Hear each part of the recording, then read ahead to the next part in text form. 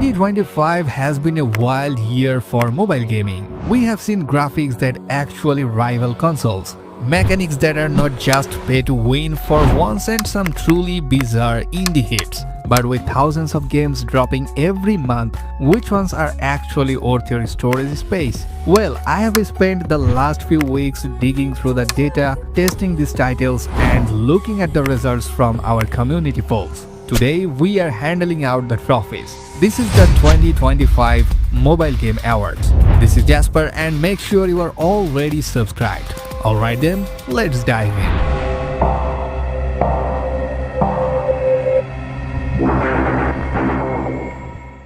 Let's start with something to get the heart racing. Horror. This year was a battle between the indie vibes of Kamla and the high production nightmares of Poppy Playtime. We had Kamla with its unique cultural horror and Garden of Banban 8, which, let's be real, is just getting weirder at this point, but the winner, and it wasn't even close. Poppy Playtime Chapter 4. Look, the developers at Mob Entertainment just know how to build tension. Chapter 4 took us deeper into the factory, the puzzles felt less like chores and more like survival. And the new antagonist, pure nightmare fuel. So if you have a decent phone, the lighting effects in this chapter are actually insane. There are no places you can hide.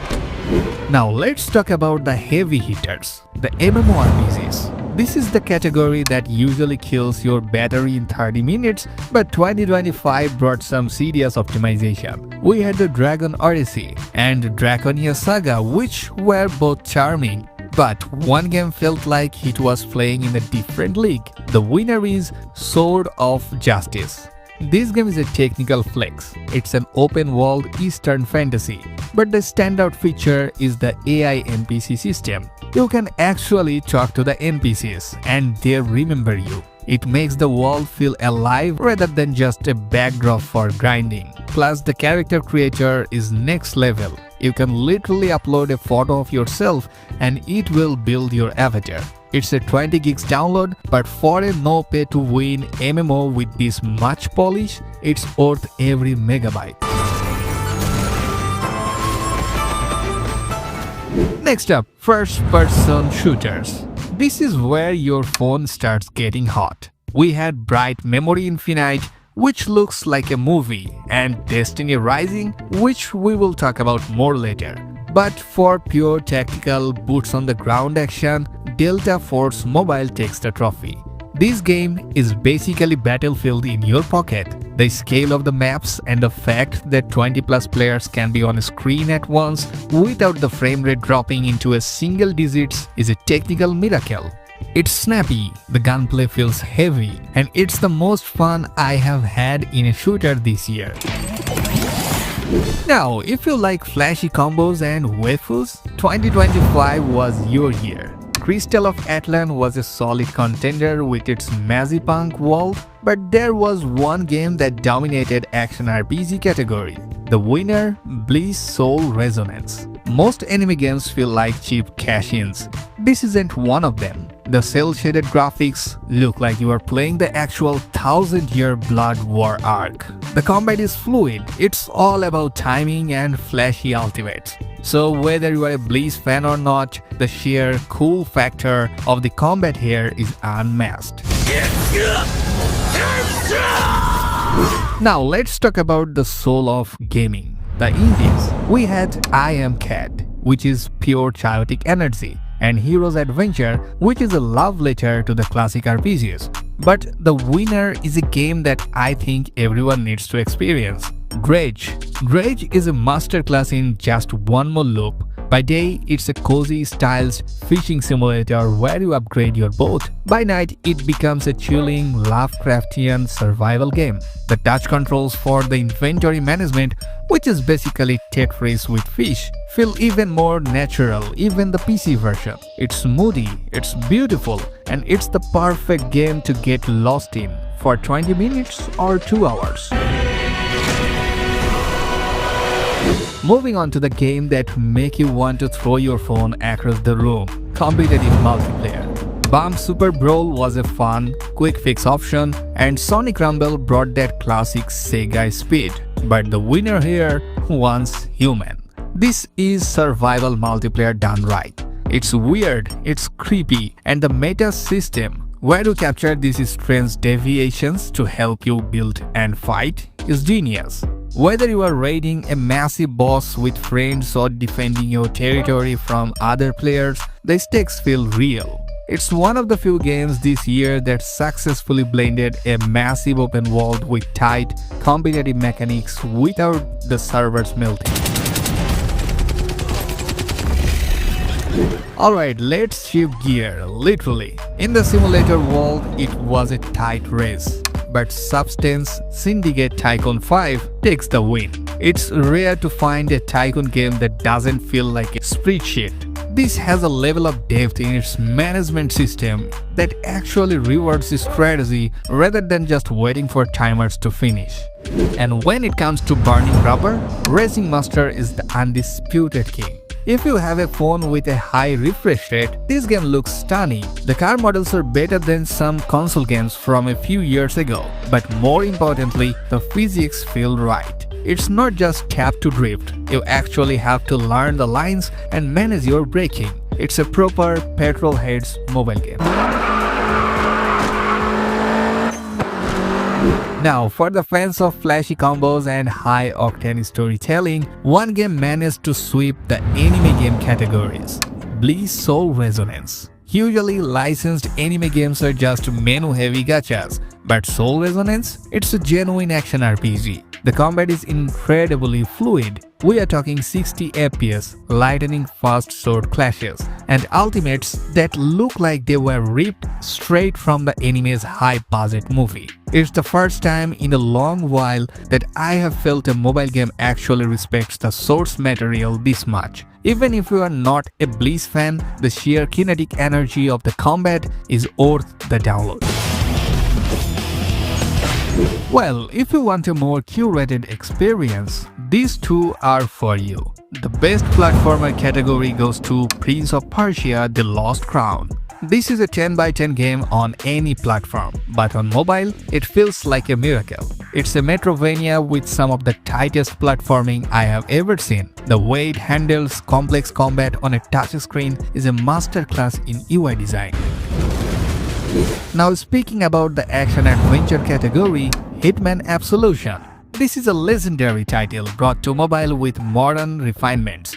There is something so satisfying about the social stealth mechanics, like finding the right disguise, poisoning the target, and walking out unnoticed. It runs like a dream and proves that all the AAA titles have a perfect second life on modern mobile hardware.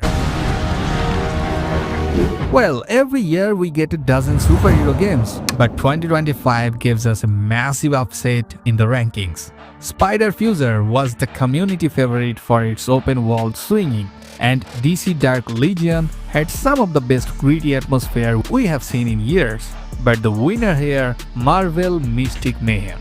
While Spider Fuser was great for a quick swing, Mystic Mayhem won because of its polish. NetEase basically took the magical side of the Marvel universe like Doctor Strange, Scarlet Witch, Sleepwalker, and gave them an action RPG that looks like a high-budget movie. The cel-shaded art style is crisp, the tactical team-ups feel meaningful, and seeing the Nightmare Dimension rendered on a mobile screen is a visual treat. It's not just a brawler, it's a love letter to the supernatural side of Marvel. Surrounded by fury, imperious wrath! Well, if you are looking for a game to sink 100 hours into, this was the most contested category of this year. Persona 5 Phantom X almost took this for its sheer style, and Italia Restart had a world I didn't want to live.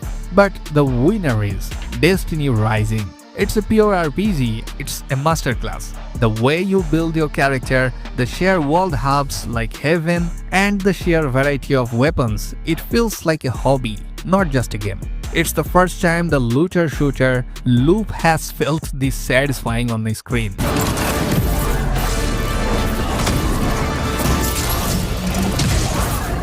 Well, sports games on mobile are usually just menu simulators, but 2025 actually gives us some real physics. eFootball 2025 is still the king of realism, and WWE 2K25 brought the spectacle. But the winner is EA Sports FC Mobile Soccer. Say what you want about Ultimate Team grind, but the actual on-pitch feeling, it's unmatched. The 2025 update brought a new broadcast package that makes it look like a Saturday afternoon match. The haptic feedback when you hit a long-range power shot is so satisfying, and the tactical depth they have added to the manager mode actually makes your substitutions feel meaningful. Alright, this award goes to the game that has consistently kept us coming back with updates, events, and new content. Genshin Impact is still a titan, and Clash of Clans is somehow still relevant after all these years. But the winner is Wuthering Waves. Kuro Games has been on a tear this year. The combat is already some of the best in the genre, but the way they have listed to the community, like optimizing the ecosystem and dropping massive new regions, is how you keep a player base happy. It's fast, it's beautiful, and every time you log in, there is something new to do. It's the gold standard for live service done right. Finally, the game we are all staring at our calendars for, Arknights, Enfield, and Rust Mobile have the hype train at full speed, but the winner, Ananta. This is an urban open-world RPG that looks like Grand Theft Auto made an anime and had a high-budget baby. The verticality of the city, the ability to take on different jobs like being a hacker or a street racer, and the interactive NPC ecosystem. It looks like the next evolution of the genre. So if they stick the landing, this is going to be the game we are talking about this time next year.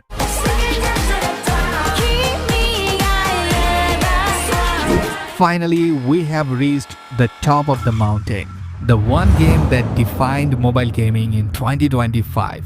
Well, we had Sword of Justice, which almost took the win for its incredible world building, and Once Human, which is a survival masterpiece. But for me and for the majority of the community, the 2025 mobile game of the year is Destiny Rising. I will be honest, I was skeptical. Bringing a massive franchise like Destiny to mobile is a huge risk. But NetEase and Bungie actually pulled it off. This isn't Destiny Light.